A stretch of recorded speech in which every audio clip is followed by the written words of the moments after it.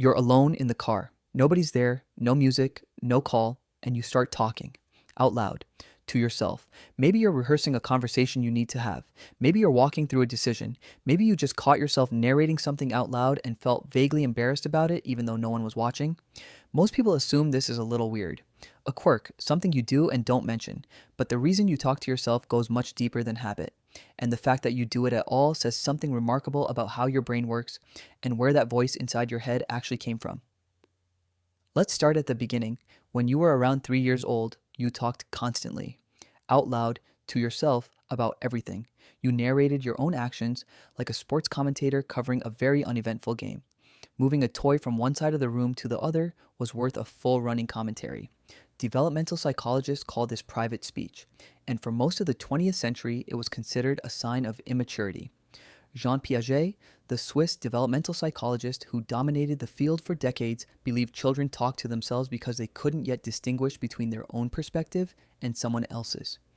In his view, private speech was egocentric, the mental equivalent of a toddler who thinks everyone at the table is eating the same thing they are. Then a Russian psychologist named Lev Vygotsky came along and said Piaget had it completely backwards. Vygotsky's argument, published in his 1934 book, Thought and Language, was that children weren't talking to themselves because they were trapped in their own perspective. They were talking to themselves because they had successfully imported language from the outside world and were learning to use it as a tool. The voice they heard in their heads wasn't noise, it was technology. His theory went like this. A child first learns language socially, from parents, siblings, caregivers. Language begins as a way to communicate with other people. Then somewhere between ages 3 and 7, something extraordinary happens. The child realizes they can direct that same tool inward. They start using language not to talk to others, but to regulate themselves, to plan, to instruct, to focus. The proof was in what the private speech was actually about. Children didn't narrate random things. They narrated hard things. The talking spiked exactly when tasks got difficult. A child stacking blocks would go silent on the easy ones and start narrating the moment the tower wobbled. The voice wasn't a symptom of confusion. It was a scaffold for managing it. Over time, Vygotsky predicted that external narration would be pulled inward. Children would stop speaking out loud and start speaking silently. The running commentary would compress and condense into the quiet internal voice you carry with you as an adult. That internal voice is what psychologists call inner speech, and it is not, as most people assume, simply the same as talking, but with the volume off. Inner speech is abbreviated, it skips steps. When you think the word coffee in the morning, you don't think the full sentence, I would like to have a cup of coffee. Your brain already knows the rest. Inner speech operates on a kind of shorthand your external speech never uses. It's efficient in a way that outside words never are, and it does things external speech cannot.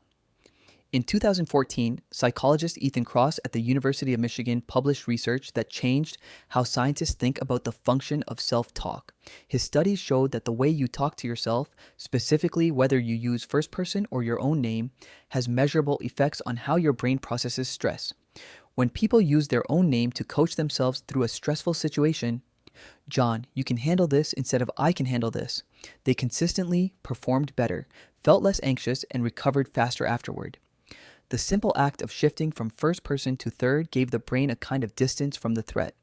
It allowed the prefrontal cortex to evaluate the situation rather than just react to it.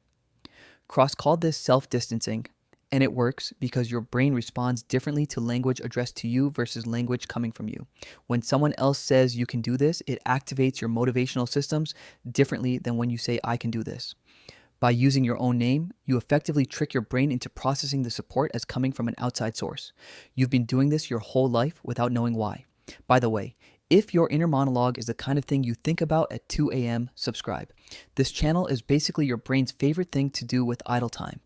But Kross's research pointed to something even stranger underneath the function of self-talk. It wasn't just a coping tool, it was a relationship.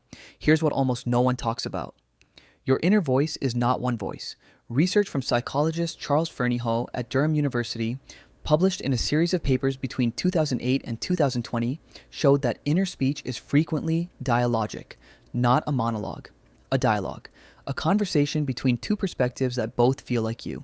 When you lie awake at night weighing a decision, that's not one part of your brain thinking out loud. That's your brain running an internal debate between different selves, different values, different fears. The voice that says, take the risk, and the voice that says, don't be an idiot are both you. And they are genuinely in conversation. Fernyhough argued that this dialogic quality is not a glitch in the system, it is the system. It traces directly back to Vygotsky's original insight. You learn to speak by talking to other people. When you internalize that language, you didn't just internalize the words, you internalize the structure of conversation itself. You absorb the back and forth, the question and the response, the push and the pushback, and then you ran it inside your own head for the rest of your life. The voice you argue with at 3 a.m. is the echo of every conversation you've ever had. There's one more piece, and it's the one that most people find genuinely uncomfortable. Not everyone has an inner voice. Research suggests that a significant portion of the population, estimates range from 5 to 15%, report having no verbal inner speech at all. They think in images, sensations, abstract structures. For them, the idea of a narrating voice in the head is as foreign as synesthesia is to someone who doesn't have it.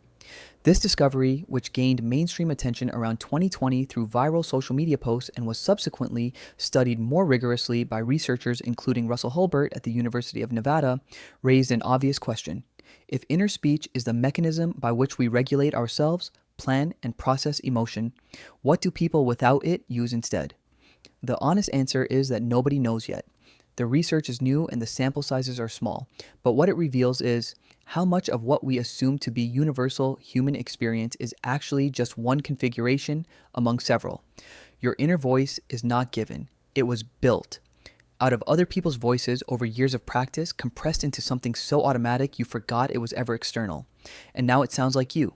You can test this yourself the next time you're facing something hard. Notice the voice. Notice whether it speaks to you or for you. Notice whether it encourages or attacks. Notice whether it sounds like you, or whether it sounds like someone else wearing your face, because that voice was never really yours to begin with.